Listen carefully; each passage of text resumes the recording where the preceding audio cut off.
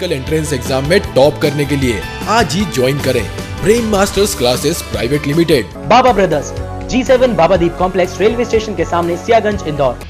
Petrol के बढ़ते भाव को बजाज डिस्कवर का मुंह तोड़ जवाब। Krishna automobile, scheme number 54, Vijaynagar, Indore. Khare institute, 45 Jati colony, Rambagh, Indore. PNG classes, head office Indraprastha tower, 6 MG road, Indore. Branch office Man Bhawan plaza, 1 bank colony, opposite Dussehra Maidan, Antuna road, Indore. High link town में address Shri Ram Kalavali, Indore Ahmedabad highway, Dhar road, Indore. Rankers point, Palasia square, AB road, Indore.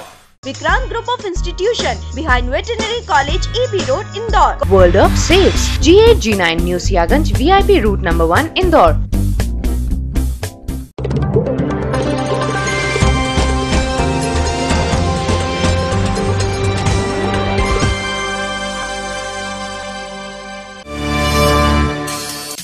Indore सहित प्रदेश भर के 3500 doctor सरकार को त्यागपत्र सौंपने की तैयारी में। 1 जुलाई को सौंपेंगे त्यागपत्र। सरकारी नीति के विरोध व मांगों के निराकरण न होने पर बनाया मन।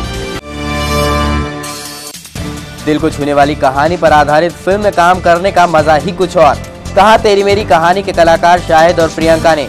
C21 मॉल व भास्कर परिसर पर दोनों की एक झलक पाने के लिए उमड़ी भीड़, मची भगदड़। शासकीय योजनाओं में भूमि अधिग्रहण से चिंतित पालाखेड़ी के किसान पहुंचे सांसद की शरण में। सांसद ने दिया भूमि बचाने का आश्वासन। विश्व रक्तदान दिवस पर हुए आयोजन, भास्कर परिसर में भी लगा रक्तदान शिविर। भास्कर परिवार के सदस्यों ने किया रक्तदान। और सड़क हादसे में मासूम की दर्दनाक मौत, बुआ के साथ जा रहा था घर, शरीर के हुए 2 टुकड़े, बुआ भी हुई घायल।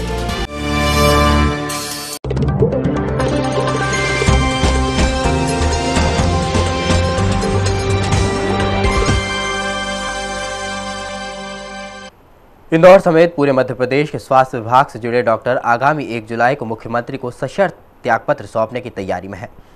मध्य प्रदेश चिकित्सा अधिकारी संघ के बैनर तले करीब 3500 त्यागपत्र सरकार को सौंपे जाएंगे। स्वास्थ्य विभाग के डॉक्टर्स ने 1 जुलाई को सामूहिक इस्तीफा देने की तैयारी कर ली है। नर्सेस की हड़ताल अभी खत्म हुई नहीं कि अब डॉक्टर अस्पताल से अलविदा कहने जा रहे हैं। गुरुवार को मध्य प्रदेश चिकित्सा संघ ने डॉक्टर्स को सशर्त त्यागपत्र की कॉपी वितरित की। MY में इसकी प्रति डॉक्टर KK वर्मा के पास मौजूद है, जिसमें लिखा गया है कि 1 जुलाई के बाद ड्यूटी पर उपस्थित नहीं हो सकेंगे। हमारी निम्नलिखित 10 मांगे हैं। संघ के मुताबिक घोषणा के बाद भी 4 स्तरीय वेतनमान नहीं दिया जा रहा है। जिन्हें मिला है उनसे वसूला जा रहा है। यहाँ तक कि सेवानिवृत्त डॉक्टरों से रिकवरी की जा रही है। मेडिकल ऑफिसर जो मांग कर रहे हैं वे इस तरह है: स्वैच्छिक सेवानिवृत्ति 20 साल के बाद दी जाए, 4 स्तरीय वेतनमान की रिकवरी ना हो, चिकित्सा सेवा संवर्ग का गठन और डॉक्टरों को रनिंग पे स्केल दिया जाए, चिकित्सकों की लोक सेवा आयोग एवं एडोक से रेगुलर पोस्टिंग हो, गैर चिकित्सीय प्रशासनिक अधिकारियों का हस्तक्षेप इस विभाग से समाप्त किया जाए, ब्लॉक लेवल के मेडिकल ऑफिसर को प्रशासनिक व वित्तीय अधिकार मिलने चाहिए, डॉक्टरों के लिए सीधी भर्ती प्रक्रिया शुरू की जाए। इंदौर संभाग में मेडिकल ऑफिसर की संख्या 600 से ज्यादा है। वहीं अगर अब स्वास्थ्य विभाग के चिकित्सक भी त्यागपत्र देते हैं तो ऐसे में स्वास्थ्य संगठनों के गर्त में जाने का रास्ता तय है। MY में नर्सों की हड़ताल तीसरे दिन में प्रवेश कर गई। मांगों को लेकर अड़िग सभी नर्सें फिलहाल हड़ताल तोड़ने के मूड में नहीं है। एसोसिएशन का कहना है कि सरकार जब तक उनकी सभी मांगे नहीं मानेगी वे हड़ताल इसी तरह जारी रखेंगे। नर्सिंग स्टाफ गुरुवार को भी अनिश्चितकालीन हड़ताल पर रहा। नर्सों ने साफ कर दिया है कि इस बार सरकार को सभी मांगे मानना होगी, तभी जाकर हड़ताल खत्म की जाएगी। 300 से ज्यादा स्टाफ के हड़ताल पर रहने से मरीजों को दी जाने वाली सेवाओं पर भी असर पड़ा है। वहीं अस्पताल की व्यवस्थाओं की बात करें तो जूनियर नर्सों से 1200 बिस्तरों वाले MY को संभाल पाने की कुव्वत दम तोड़ती नजर आ रही है, क्योंकि अनुभवी नर्स हड़ताल पर हैं और नई नर्सों के लिए मरीज प्रयोगशाला। MY समेत 5 अस्पतालों में काम करने वाली करीब 350 से ज्यादा नर्स के हड़ताल पर जाने से सबसे ज्यादा खराब हालत MY की है। 1200 बिस्तर वाले इस अस्पताल में OPD भी लगातार घट रही है।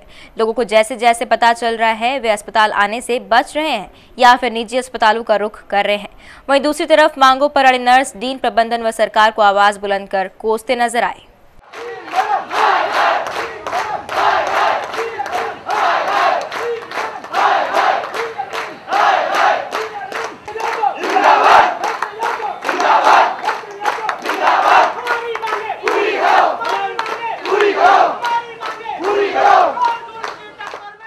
इसके अलावा जो नर्स इस हड़ताल में शामिल हुई हैं, उन्होंने मरीजों की परेशानी के जवाब में कहा कि मरीजों को दिक्कत में देख दर्द उन्हें भी है, लेकिन वे अपने हक की लड़ाई लड़ रही हैं और सरकार को उनकी परेशानियां सुनना ही होंगी।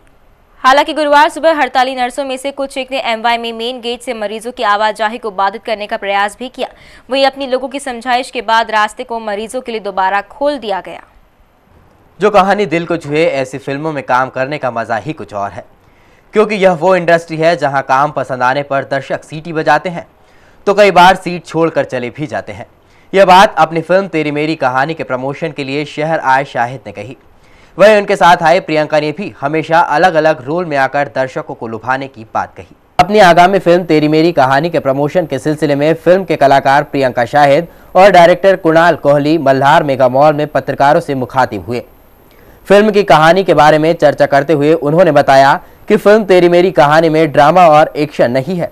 फिल्म पूरी तरह रोमांस और फन से भरी है और दर्शकों को खासी पसंद भी आएगी। इस फिल्म में दर्शकों को 3 दौर देखने को मिलेंगे। 70, 80 और 2000 के बाद का दौर इस फिल्म में दर्शाया गया है, लेकिन फिल्म में पुनर्जन्म नहीं है। हमेशा जब हमने प्री इंडिपेंडेंस वाली फिल्में देखी हैं तो लोग सिर्फ खादी कपड़े पहनते हैं और बड़ी बोरिंग सी बातें करते हैं। अब उस टाइम को बहुत वक्त हो गया और उस टाइम पर भी ऐसे लोग होंगे, क्योंकि हमारा देश बड़ा ही रंगीन देश है। अजंता एलोरा में देखेंगे उस टाइम पर भी। फना, हम तुम जैसी हिट फिल्मों के बाद अब कुणाल कोहली दर्शकों के लिए तेरी मेरी कहानी फिल्म लेकर आए हैं।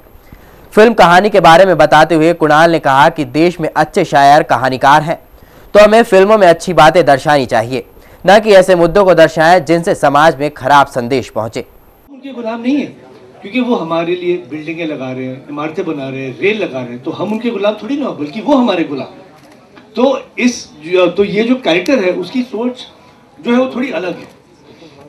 और प्यार मोहब्बत जो है वो हर दौर में हुआ है और होता रहेगा। फिल्म की कहानी और किरदार को लेकर प्रियंका खासी खुश नजर आई। अपने आप को बंदिशों से मुक्त रखने वाली और बहुत छोटी उम्र से फिल्मों में शुरुआत करने वाली प्रियंका ने कहा कि फिल्म में उनके 3 किरदार हैं और तीनों ही किरदार को बेहद खूबसूरत ढंग से ढाला गया है। कहानी की खासियत यही थी कि इसमें 3 अलग अलग किरदार प्ले करने को हमें मिले हैं और ऐसा मौका बहुत लोगों को मिलता नहीं है। और प्लस उन तीनों किरदारों को बहुत अच्छी तरह एक बहुत ही खूबसूरत कहानी में ढाला गया है। एंड आई थिंक वो एक निर्देशक की सबसे खास बात होती है कि कुणाल ने ऐसी कहानी लिखी। फिल्म में 3 किरदार निभा रहे शाहिद ने कहा कि फिल्म में जब शायरी कहने का मौका मिला तो पहले तो पीछा छुड़ाने की कोशिश की, लेकिन शायरी कहने के बाद अच्छा लगा और डर भाग गया। तुझे बनाया होगा, एक सुरूर उसके दिल पे छाया होगा। खुदा ने जब तुझे बनाया होगा, एक सुरूर उसके दिल पे छाया होगा। सोचा होगा क्या दूंगा तोहफे में तुझे, तब जाके उसने मुझे बनाया होगा। फिल्म कमीने की प्रियंका और शाहिद की जोड़ी एक बार फिर दर्शकों को लुभाने आ रही है, जो पूरी तरह रोमांस से भरी हुई है। फिल्म प्रमोशन के लिए इंदौर आई प्रियंका चोपड़ा और शाहिद कपूर की एक नज़र के लिए प्रशंसकों की भीड़ ने एबी रोड स्थित मॉल में हंगामा कर दिया। हंगामे के दौरान प्रशंसक और मॉल सिक्योरिटी गार्ड के बीच झूमाझटकी तक हो गई। वहीं प्रियंका और शाहिद के दैनिक भास्कर पहुंचने के बाद उनकी एक झलक पाने के लिए भास्कर परिसर के आसपास उनके प्रशंसकों के हुजूम में जाम की स्थिति पैदा कर दी। शाहिद कपूर और प्रियंका चोपड़ा फिल्म तेरी मेरी कहानी के प्रमोशन के लिए इंदौर आए। अपने चहेते स्टार को देखने के लिए एबी रोड स्थित C21 मॉल में खासी भीड़ उमड़ी। भारी भीड़ के चलते प्रशंसकों और मॉल सिक्योरिटी गार्ड्स के बीच झूमाझटकी हो गई। दरअसल प्रियंका और शाहिद कपूर निर्देशक कुणाल कोहली के साथ मल्हार मेगा मॉल से प्रेस कॉन्फ्रेंस खत्म कर अपने फैंस से मिलने जैसे ही C21 मॉल पहुंचे तो वहां पहले से ही उनकी एक झलक पाने के लिए उनके प्रशंसक इंतजार कर रहे थे। कुछ ही देर में भीड़ बढ़ने के कारण मॉल के अंदर और बाहर हंगामे की स्थिति पैदा हो गई। हर कोई प्रियंका और शाहिद को एक झलक देखना चाहता था। इसी जद्दोजहद में कुछ प्रशंसकों का मॉल सिक्योरिटी से विवाद हो गया।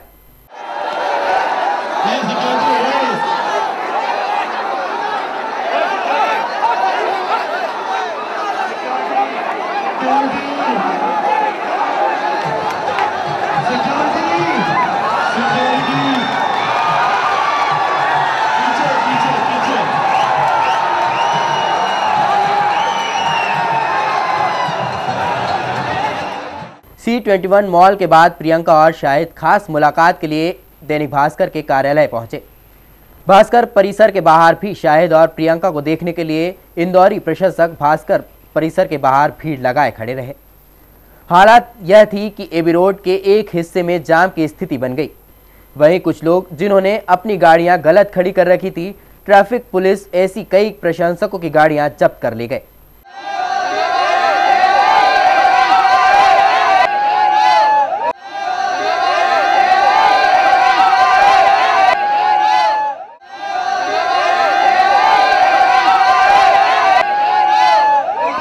C21 मॉल के प्रशंसक या फिर दैनिक भास्कर परिसर के बाहर खड़े लोग, हर कोई प्रियंका और शाहिद की बस एक झलक पाना चाहता था। देखना यह होगा कि दोनों की दीवानगी बॉक्स ऑफिस पर सिक्कों में तब्दील होगी या नहीं। खबरें अभी और भी है, लेकिन फिलहाल लेते हैं एक छोटा सा ब्रेक। आप बने रहिए BTV न्यूज़ के साथ।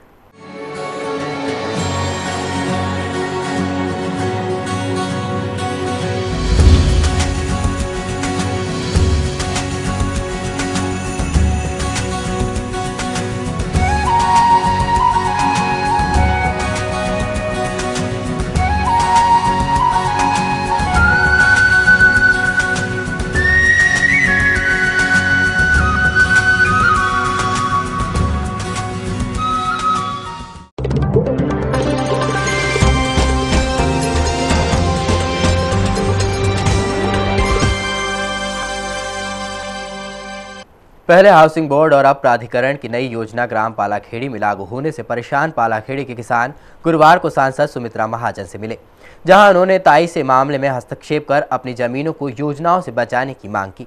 इसके अलावा मांगलिया के किसान भी अपनी पुरानी जमीन को लेकर गुरुवार को ताई से मिले।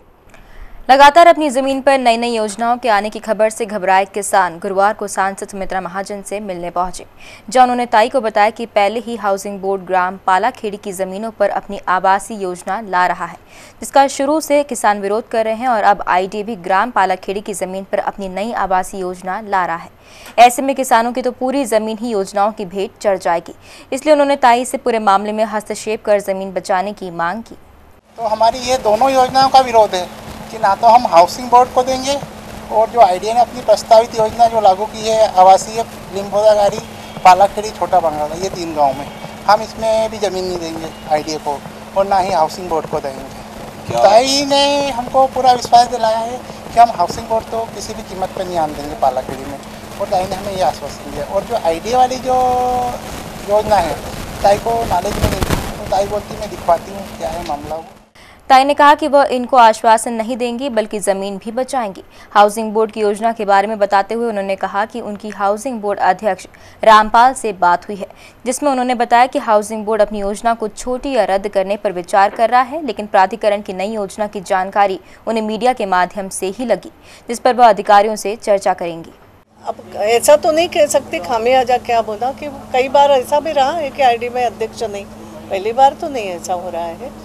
अध्यक्ष तो होना चाहिए, इस मत की मैं हूँ, लेकिन अब क्यों नहीं हो रहा है ये भगवान जाने या मुख्यमंत्री जाने, हम नहीं कह सकते उसको। IDA अध्यक्ष होता तो हम उससे और ज़्यादा बात कर सकते, लेकिन अधिकारियों से भी हम बात कर सकेंगे और करेंगे उसमें कि ये क्या योजना लागू की है, कैसे की है, एकदम से क्या वो है कि नहीं, वो अब देखेंगे। अभी हमें भी तो अभी मालूम पड़ा कि योजना लागू हो गई, उसके पहले तो हमारा कोई प्रतिनिधि वहाँ पर है नहीं चर्चा करने वाला, इसलिए अब जैसे ही पेपर में आया तो अब हम जानकारी लेंगे। ग्राम पालाखेड़ी के किसानों के साथ ही मांगलिया के किसान भी ताई से मिले, जिन्होंने ताई को बताया कि स्टील अथॉरिटी ऑफ इंडिया के लिए 20 से ज्यादा किसानों की जमीन प्रशासन ने 20 साल पहले अधिग्रहण की थी, लेकिन तब से अभी तक कोई निर्माण नहीं हुआ और वहां पर कॉलोनी विकसित करने की बात चल रही है। किसानों का कहना है कि जब वहां पर कोई निर्माण नहीं होना था तो उनकी जमीन क्यों ले ली गई, अब किसान अपनी जमीन वापस मांग रहे हैं। ताई ने मांगलिया के किसानों को आश्वस्त किया है कि वह इस बारे में कलेक्टर और स्टील अथॉरिटी ऑफ इंडिया के अधिकारियों से चर्चा कर किसानों के हित में फैसला लेने की बात कहेंगी। विश्व रक्तदान दिवस के मौके पर शहर में अनेक आयोजन हुए। इस मौके पर दैनिक भास्कर समूह ने भी सामाजिक दायित्वों का निर्वहन करते हुए रक्तदान शिविर का आयोजन किया, जिसमें दैनिक भास्कर परिवार के सदस्यों ने बढ़ चढ़कर हिस्सा लिया और रक्तदान किया। विश्व रक्तदान दिवस के मौके पर दैनिक भास्कर प्रांगण में रक्तदान शिविर लगाया गया। शिविर में Dainik Bhaskar, DB star, BTV news और माय FM के स्टाफ मेंबर्स ने जरूरतमंदों के लिए रक्त डोनेट किया। सदस्यों ने इस पहल का स्वागत किया और रक्तदान करते वक्त उनके चेहरों पर इस बात की खुशी साफ झलक रही थी कि उनका रक्त किसी जरूरतमंद को जीवन देने में काम आएगा। दैनिक भास्कर कार्यालय में DNA, my FM, BTV and Dainik Bhaskar जो प्रिंट मीडिया है वो सभी लोग ब्लड डोनेट करेंगे to celebrate this festival not a festival, to celebrate this day. और हम लोग का यही मोटिव है कि जो हम लोग ब्लड डोनेट कर रहे हैं ये कहीं ना कहीं किसी ज़रूरतमंद को लगे। मेरे हिसाब से ब्लड हमेशा देना चाहिए सभी लोगों को, क्योंकि बिकॉज ये एक ऐसी चीज़ है कि कुछ होता नहीं है। मतलब यदि आज हमने ब्लड दिया सपोज 2 महीने बाद वापस ब्लड बन जाएगा, तो ये एक ऐसी चीज़ है कि जो रिसाइकल होती रहती है शरीर के अंदर। और इसमें एक प्लस पॉइंट ये होता है कि कल को यदि किसी को भी ब्लड की ज़रूरत पड़ती है कभी भी कहीं भी, तो कम से कम हमारा ब्लड उसके काम आ सके। रक्तदाता से ब्लड लेने के बाद विभिन्न प्रकार की जांच के बाद स्क्रीनिंग कर उसकी प्रक्रिया पूरी की जाती है और फिर यह ब्लड किसी अन्य व्यक्ति की बॉडी में चढ़ाया जाता है। ब्लड बैंक के डायरेक्टर अशोक यादव ने बताया कि रक्त को 3 अलग-अलग हिस्से में करके उसका उपयोग किया जाता है। इसमें से प्लाज्मा प्लेटलेट को अलग करके जरूरत अनुसार उपयोग में लाया जाता है। और इसमें भास्कर समूह ने मिलके एक ये रक्तदान शिविर का आयोजन किया है। ये एम्बाई hospital state of art model blood bank है जिसका सबसे अधिक ब्लड का कलेक्शन है। हम लोग 16,000 यूनिट ब्लड कलेक्ट करते हैं और जो ज़रूरतमंद लोग जो हमारे यहाँ एम्बाई हॉस्पिटल में हर दिन 150 से 200 मरीज ऐसे आते हैं जिन्हें रक्त की अत्यधिक आवश्यकता होती है। दूर दराज के ग्रामीण इलाकों से, कुछ रोड साइड एक्सीडेंट्स के, ट्रेन एक्सीडेंट्स के, जिनके साथ कोई नहीं होता है, ऐसे लोगों को हम ये विभिन्न कैंपों के माध्यम से एकत्रित किया हुआ रक्त हम देते हैं। गौरतलब है कि इंसान की बॉडी में हर 120 दिन में ब्लड रिसाइकल होता है और पुराना ब्लड डिस्ट्रॉय होकर नया ब्लड तैयार होने लगता है। भास्कर परिवार के सदस्यों ने रक्तदान के महत्व को समझा और नियमित रूप से रक्तदान करने की बात भी कही। शुक्रवार से इंदौर व पीथमपुर के बीच चलने वाली 8 नई सिटी बसें न सिर्फ CNG इंजन वाली होंगी, बल्कि इन सभी बसों को खास तौर पर मिलिट्री कलर से सजाया गया है। बसों का किराया तय रूट के मुताबिक न्यूनतम 5 से 30 रुपए तक होगा।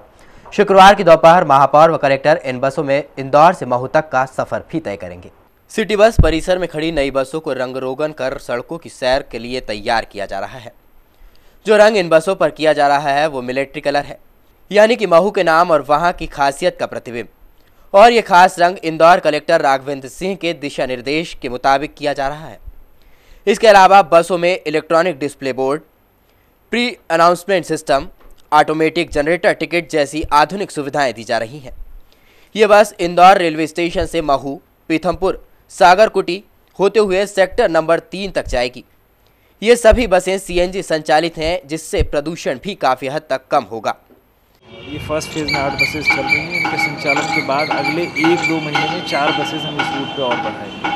इस तरह से कुल 12 बसों का संचालन रूट नंबर 26 पे। इसमें शुरू में जब मैं प्रभार में नहीं था तो जो पुराना ऑपरेटर था संभवतः उसने ये कहते हुए कि यात्रियों की संख्या में कुछ कमी है, इस तरह से करते हुए इसका संचालन बंद किया गया था। लेकिन नए सिरे से हम लोगों ने सर्वे किया है और चूँकि ये पीथमपुर तक जाएगा, ये जो पूरा रूट है हमारा सेक्टर नंबर 3 तक, तो और बसों का संचालन अगर हम बेहतर सेवा देंगे, सुनियोजित तरीके से बसेस चलेंगी, समय पे लोगों को मिलेंगी और इनकी रफ्तार वगैरह नियंत्रित रहेगी, ज़्यादा सुरक्षित रहेंगे, तो निश्चित तौर पे जो यात्रियों का रिस्पांस है वो बेहतर मिलेगा। किराए की बात की जाए तो बसों का किराया अन्य सिटी बसों की तरह ही होगा। वहीं शुक्रवार को दोपहर में इंदौर महापौर व कलेक्टर राघवेंद्र सिंह बस को हरी झंडी दिखाकर रवाना करेंगे। एरोड्रम रोड पर नियमों के खिलाफ चल रहे 2 अस्पतालों पर गुरुवार को निगम ने सीलिंग की कार्रवाई की। हालांकि एक अस्पताल में मरीजों के भर्ती होने की वजह से उसे 7 दिन का समय देकर छोड़ दिया गया। कार्रवाई के दौरान कुछ लोगों ने निगम अधिकारियों पर दबाव बनाने की कोशिश भी की, लेकिन उनकी कोशिश काम न आई। गुरुवार को नगर निगम की टीम सीलिंग की कार्रवाई करने एरोड्रम रोड पहुंची। हाईकोर्ट के आदेश पर निगम की टीम ने पहले भाईजी हॉस्पिटल पहुंचकर वहां सीलिंग की कार्रवाई कर तालाबंदी की।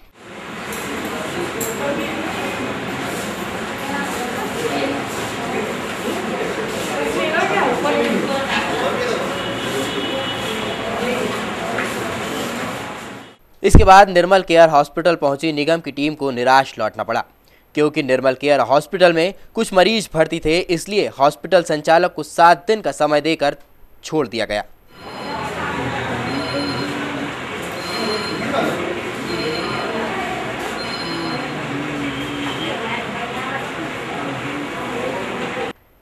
कार्रवाई के दौरान कुछ लोगों ने निगम अधिकारियों पर दबाव बनाकर कार्रवाई रोकने की कोशिश भी की, लेकिन उनकी एक न चली।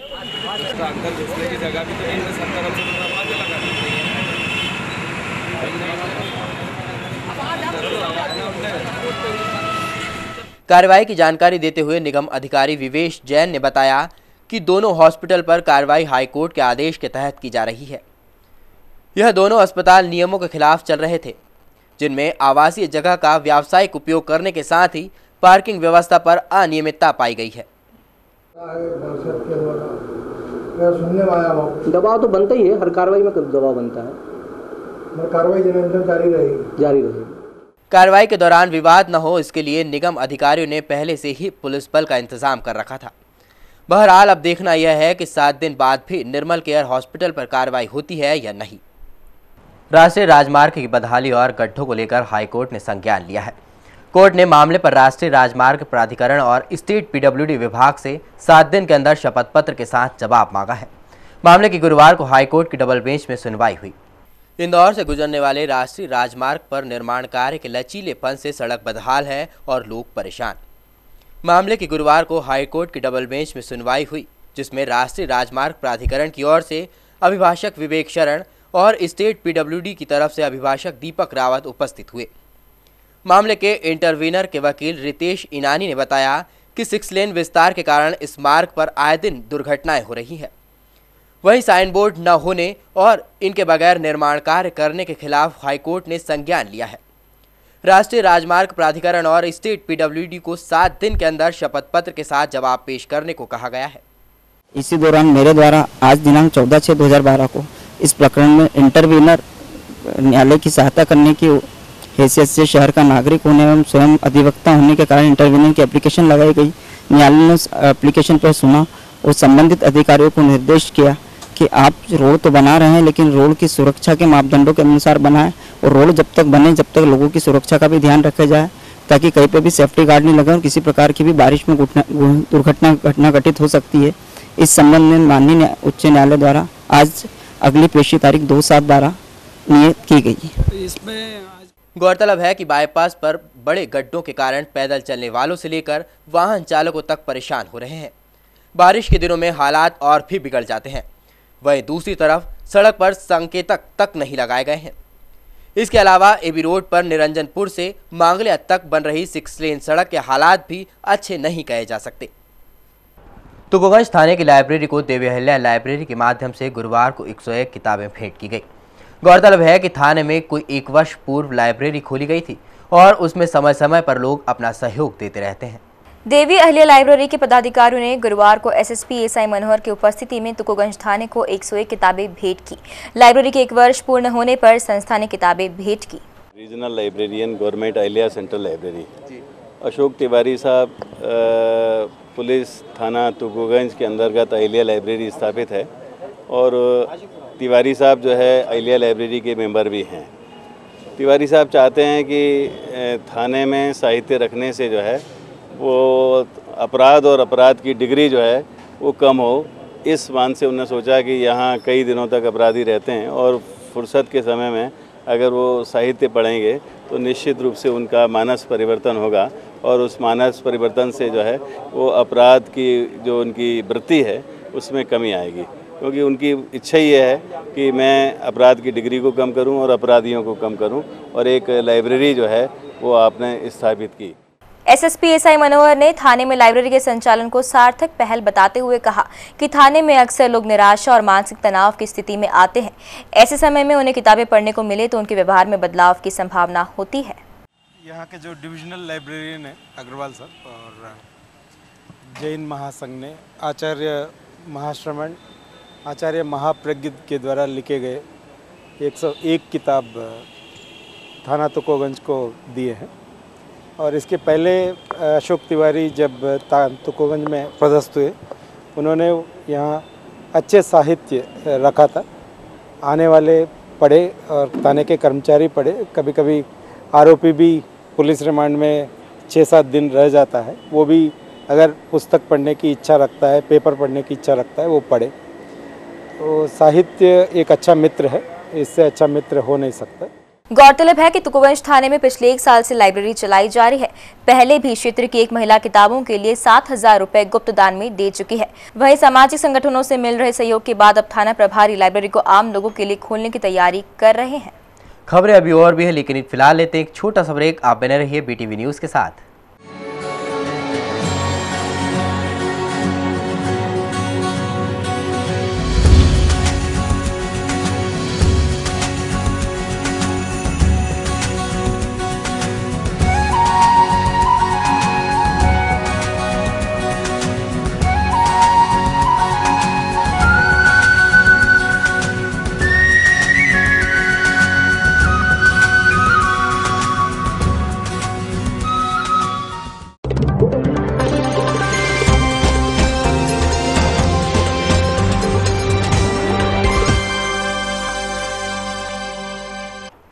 इंदौर समेत एमपी, छत्तीसगढ़ व राजस्थान जैसे राज्यों में 15 से 30 साल के बीच के युवाओं में नशे की लत लगातार बढ़ती जा रही है। यह कहना है नारकोटिक्स विभाग के जोनल ऑफिसर का। जोनल ऑफिसर के मुताबिक नशे की लत को एकदम नहीं छुड़ाया जा सकता है, लेकिन उसकी उपलब्धता को कम कर नियंत्रण में जरूर लाया जा सकता है। 26 जून को अंतर्राष्ट्रीय नशा मुक्ति दिवस है। इसी सिलसिले में नारकोटिक्स विभाग द्वारा इंदौर समेत एमपी, छत्तीसगढ़ व राजस्थान में नशा मुक्ति पखवाड़ा मनाया जा रहा है। गुरुवार को नारकोटिक्स विभाग ने प्रेस इन्फॉर्मेशन ब्यूरो के ऑफिस में एक वर्कशॉप का आयोजन किया। वर्कशॉप में शिरकत करते हुए नारकोटिक्स विभाग के जोनल हेड गोयल ने बताया कि नशे की लत में 15 से 30 साल के युवाओं की संख्या अधिक है। इसका कारण उन्होंने जागरूकता का अभाव व माता पिता की निगरानी न होना है। गोयल के मुताबिक वर्कशॉप का मकसद ज़्यादा से ज़्यादा लोगों में नशे के खिलाफ जागरूकता फैलाना है। नशे के विरोध में कई जो समाज में फैली हुई ऐसी बुराइयां हैं, जैसे कि कोई भी नशा की कार्रवाई, जिसको समाज में आप कहते हैं कि अफीम, गांजा, चरस, भांग इत्यादि जो नशे से संबंधित हैं, जिनको बेचना और ख़रीदना एक अपराध माना गया जाता है। और इसी कड़ी में 26 जून का जो एक हमारा हर साल में ये यूनाइटेड नेशन की तरफ से इंटरनेशनल ड्रग मनाते हैं, ड्रग एब्यूज़ के बारे में। ऐसी जो आजकल नई जनरेशन की तरफ ये बीमारी ज़्यादा जा रही है, और नई जनरेशन को उससे मैं निवेदन करना चाहूँगा कि ऐसी नशे से दूर रहें, क्योंकि नई जनरेशन पे ही देश के वो ऐसा चलता है। नशे के खिलाफ चलाए जा रहे इस अभियान के दूसरे दिन हुए वर्कशॉप में नारकोटिक्स विभाग के अलावा पीआईबी व नशा मुक्ति केंद्र संचालित करने वाले एनजीओ प्रतिनिधि शामिल हुए। आयोजन में एनजीओ के संचालक डॉक्टर होलकर ने कहा कि हम किसी भी ड्रग एडिक्ट को तत्काल प्रभाव से नशा नहीं छुड़वा सकते। होलकर के मुताबिक इंसान नकारात्मक मानसिकता को छोड़े तब जाकर कहीं वो नशे से दूरी बना सकता है। यदि मालूम भी पड़ जाता है कि हमारे परिवार का कोई सदस्य इस प्रकार की समस्या से ग्रसित है, तो हम उसे छुपाने की कोशिश करते हैं, और हमें ये लगता है कि हम ये किसी को पता नहीं लगने दे रहे हैं, पर हमें ये नहीं समझ। कार्यशाला में मौजूद एनजीओ प्रतिनिधियों को विभाग ने फोटो व फिल्म के माध्यम से भी नशा मुक्ति और इसके प्रकार के बारे में समझाने का प्रयास किया। वर्कशॉप में विभाग ने उन लोगों के फोटो भी लगाए जो चरस, अफीम, गांजे का अवैध कारोबार कर समाज को अंधेरे में धकेल रहे हैं। अभी तक काली फिल्म चढ़े वाहनों पर सिर्फ चालानी कार्रवाई कर रही यातायात पुलिस अब उन पर चालानी कार्रवाई के साथ ही मौके पर ही काली फिल्म भी उतारेगी। हाईकोर्ट के निर्देश के बाद पुलिस मुख्यालय भोपाल से भी इस बाबत विभाग को आदेश मिल गए हैं, जिस पर विभाग अगले हफ्ते से अमल करते हुए अभियान शुरू करेगा। काली फिल्म चढ़े वाहनों पर से फिल्म उतरवाने का आदेश मुख्यालय से 10 मई को ही जारी हो गया था और इस आदेश का परिपत्र भी 18 मई को थाने पहुंच गया था, लेकिन सरकारी विभाग की सुस्ती का असर इस आदेश पर भी नजर आया और लगभग 1 महीना बीतने के बाद भी इस पर अमल नहीं किया गया। जब बीटीवी न्यूज ने विभाग के डीएसपी से इस आदेश के बारे में जानकारी लेना चाही तो उनको इस आदेश के प्राप्त होने की कोई जानकारी ही नहीं थी।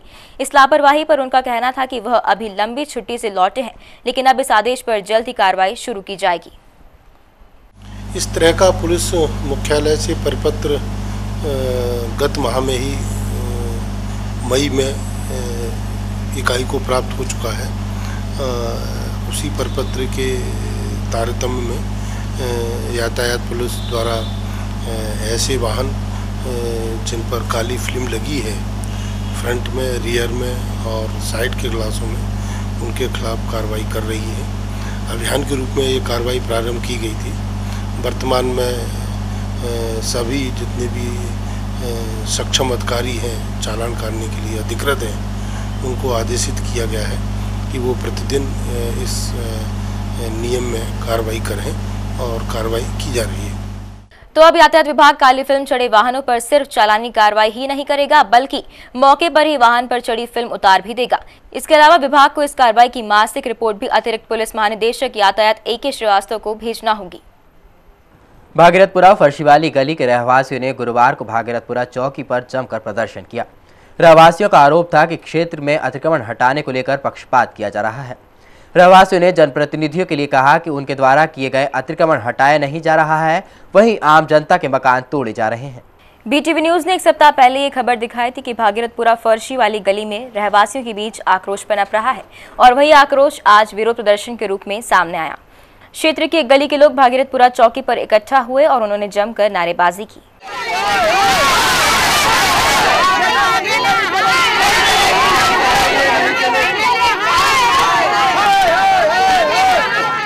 रहवासियों का आरोप था कि उनके मकानों को चौड़ीकरण के नाम पर तोड़ा जा रहा है। वहीं गली में रहने वाले भाजपा नेताओं व अन्य के मकानों को छोड़ा जा रहा है। समस्या ये आ रही है कि हम जो सड़क बनवाना है, मतलब जो आगे का जैसे निर्माण हो रहा है, ये लोग चाह रहे हैं कि बोले हम जो 10 फुट 5 फुट का है उतना ही बना रहेंगे। हमारी डिमांड यही, कम से कम मेन एंट्री में आप एक फायर ब्रिगेड की गाड़ी घुस जाए, चली जाए, इमरजेंसी में एम्बुलेंस घुस जाए, 108 चली जाए, इतने तो कम से कम आप रास्ता बनाओ। वो उसमें तैयार नहीं हो, नेतागिरी के दबाव बना रहे हैं और हमारे उधर प्रेशर बना रहे हैं कि तोड़ेंगे हम 20 तोड़ेंगे, और दादागिरी मतलब नेताओं के प्रेशर ला के भारी लोगों के प्रेशर बनवा रहे हैं, दादागिरी के झगड़ा कर रहे हैं। यही समस्या है कि आगे कोने पे से ट्रक गाड़ी अच्छे से निकले, जैसे हमारे इधर रोड बनी है इसी तरीके की आगे से रोड बने। अब आगे की रोड ये बनाने नहीं दे रहे। बागेल साहब है, वो क्या नाम उसका, मधु इंगले है, और लक्ष्मी नारायण है, लता बाई है। कौन लोग हैं ये वही उसी गली में रहने वाले ये रहवासी है, नेतागिरी में वो कर रहे हैं। पहले पीछे से काम चालू करा जाए, आगे के तोड़ दिए जाएंगे। तो हमने बोला कि ठीक है, हमारी स्वेच्छा से पहले उन्होंने बिना सूचना के सारे मकान तोड़वा दिए और अब डबल से बोल रहे हैं कि फिर से तोड़े जाए। और 90 ये रेडवाल जी का कहना है, उन्होंने 90% काम करवा दिया भाई। तो अब हमारी गली का एक 10% के अंदर 4-6 मकान के पीछे पूरा काम रुका पड़ा है। यह है बीजेपी से संबंधित, ये क्या नाम है, कमल बघेल, मधु वर्मा या मधु इंगले। लोगों ने साफ कहा कि या तो पहले कार्रवाई नेताओं के मकान पर की जाए या फिर उनके मकान भी ना तोड़े जाए। दरअसल यहां जन सहमति से गली की चौड़ाई 20 फीट की जा रही है। लोगों ने तो सहमति दे दी है, लेकिन कमल वाघेला ने सहमति नहीं दी है। वहीं मामले में पूर्व पार्षद मांगीलाल रेडवाल और कमल वाघेला से बात की गई तो उन्होंने लोगों के आरोपों को झूठा बताया। ये फरसली गली में सबकी सहमति से 20 फुट बनने का रोड का तय हुआ था। ये वर्तमान में जो सड़क है उसके दोनों तरफ 5-5 फुट चौड़ी करके इस सड़क को चौड़ी करके बनाई जाए, लेकिन वो पीछे वाले लोग इसमें अड़ंगा डाल रहे हैं जो गलत है। एक साथ बराबर सबका टूटना चाहिए और तीनों जगह 3 मशीन लगे और प्रशासन खड़े रहकर उसको तोड़वाए और सड़क सही साइड बन जाए। तो आरोप ही गलत है। जो जगह हमने छोड़ी वो हमारी रजिस्ट्री की जगह है। 35 साल से लगभग हम लोग रह रहे हैं यहाँ पे, और 420 स्क्वायर फीट हमने जगह दी यहाँ पे, और वो जनहित में दी। जहाँ हमारा निवास है वहाँ से एंट्री मेन रोड पे है। आगे की गली चौड़ी करने में हमने पार्षद जी के और क्षेत्र के लोगों के निवेदन पे ये जगह दी, और सबसे पहले तोड़वाने वाले में। और आज भी हमने लिख के दिया कि 20 फीट की जगह ये पूरी सड़क रोड बन जाए, ताकि लोगों को जो आने जाने में दिक्कत होती है, कहीं बीमार हो जाए तो कोई और कठिनाई होती है, तो 20 फीट का रोड बनना चाहिए, हमारा आग्रह है इसमें। लोगों के विरोध के कारण गुरुवार को सड़क चौड़ीकरण की कार्रवाई नहीं हो पाई। क्षेत्र की 3 गलियों में अब जनप्रतिनिधि एक साथ अतिक्रमण हटाने पर विचार कर रहे हैं। देवनगर से लापता एक नाबालिग लड़की गुरुवार को MIG थाने में पेश हो गई। ये लड़की इलाके में ही रहने वाले 19 वर्षीय लड़के के साथ घर से भाग गई थी। लड़की ने पुलिस को दिए बयान में कहा कि वो अपनी मर्जी से युवक के साथ गई थी। लड़की के मुताबिक उसने आकाश उर्फ निक्की के साथ शादी कर ली। दोनों पिछले माह घर से भागकर शिरडी गए थे, जहां दोनों ने शादी कर ली। लड़की के परिवार की ओर से MIG थाने पर गुमशुदगी की रिपोर्ट दर्ज कराई गई थी। अब पुलिस दोनों के बयान करा रही है। आकाश के लड़की को भगाकर ले जाने के बाद मोहल्ले में उसके परिवार पर काफी कहर टूट पड़ा था। पुलिस पर आरोप भी लगे थे कि उन्होंने आकाश के परिवार को काफी धमकाया था और मोहल्ले में पुलिस के दबाव के चलते कोई परिवार उनकी मदद नहीं कर पा रहा था। हालत ये हो गई थी कि उन्हें किराने की दुकान से सामान भी नहीं खरीदने दिया जा रहा था। अपनी मर्जी से आई हुई है, मेरे को जबरदस्ती नहीं लेके आए। अच्छा। और उनके साथ ही रहना चाहती हूँ। लेकिन आप बालिग 18 साल की उम्र नहीं हुई, आपको मालूम है? आपको तो मेरे घर वाले शादी करवा रहे थे। कहाँ करवा रहे थे? महेश्वर में। महेश्वर में। तो फिर क्या किया आपने, कैसे घर से भागे थे, क्या किया था? मेरे को घर वाले धमकी दे रहे थे। क्या? जान से मारने की, खुद को भी और इनको भी। हाँ। तो मैं घर से गई अपनी जान बचाने के लिए। फिर क्या किया आपने, कहाँ पे शादी की थी, क्या हुआ? शिरडी गए थे। शिरडी में शादी करी थी। पुलिस मामले की जांच कर रही है। 2.5 साल के एक मासूम की ट्रक की चपेट में आने से दर्दनाक मौत हो गई। मासूम अपनी बुआ के साथ पैदल अपने घर जा रहा था, तभी ट्रक की चपेट में आ गया।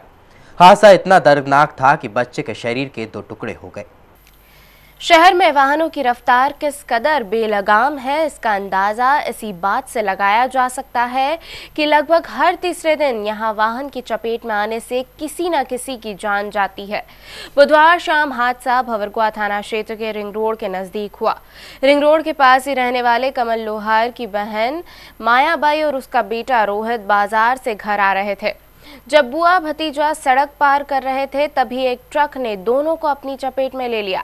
हादसे में मायाबाई तो बच गई, वहीं मासूम रोहित ट्रक की चपेट में आ गया। हादसे में रोहित के शरीर के 2 टुकड़े हो गए। भंवरकुआ पुलिस ने मामले में ट्रक चालक के खिलाफ प्रकरण दर्ज किया है। आइए रुक करते हैं न्यूज फास्ट की ओर।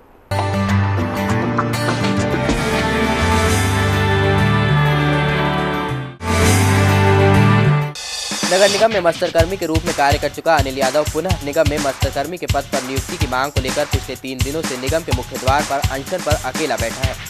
लेकिन 3 दिन बीत जाने के बाद भी अभी तक उसकी सुध लेने निगम का कोई अधिकारी या नेता नहीं पहुंचा है।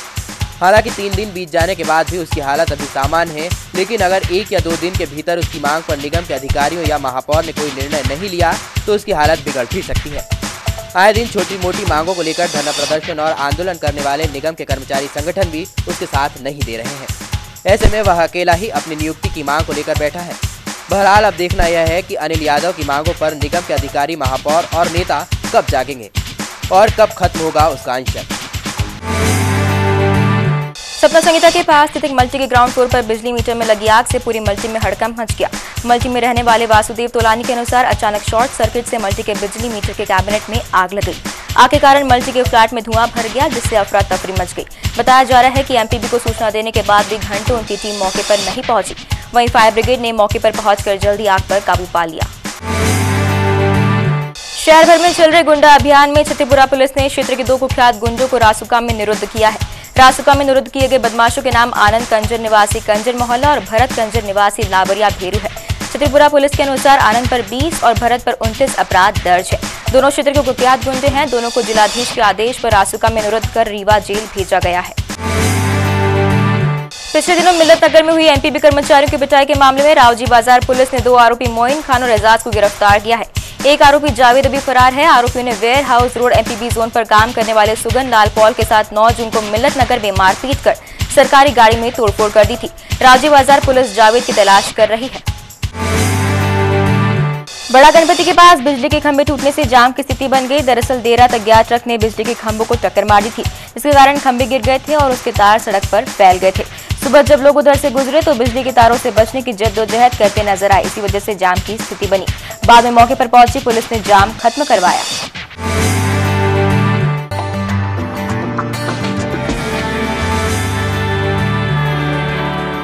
इस बुलेटिन में फिलहाल इतना ही। चलते चलते एक नजर हेडलाइंस की ओर। नमस्कार। इंदौर सहित प्रदेश भर के 3500 डॉक्टर सरकार को त्यागपत्र सौंपने की तैयारी में। 1 जुलाई को सौंपेंगे त्यागपत्र। सरकारी नीति के विरोध व मांगों के निराकरण न होने पर बनाया मन। दिल को छूने वाली कहानी पर आधारित फिल्म में काम करने का मजा ही कुछ और, कहा तेरी मेरी कहानी के कलाकार शाहिद और प्रियंका ने। C21 मॉल व भास्कर परिसर पर दोनों की एक झलक पाने के लिए उमड़ी भीड़, मची भगदड़। शासकीय योजनाओं में भूमि अधिग्रहण से चिंतित पालाखेड़ी के किसान पहुंचे सांसद की शरण में। सांसद ने दिया भूमि बचाने का आश्वासन। विश्व रक्तदान दिवस पर हुए आयोजन। भास्कर परिसर में भी लगा रक्तदान शिविर। भास्कर परिवार के सदस्यों ने किया रक्तदान। और सड़क हादसे में मासूम की दर्दनाक मौत। बुआ के साथ जा रहा था घर, शरीर के हुए 2 टुकड़े, बुआ भी हुई घायल।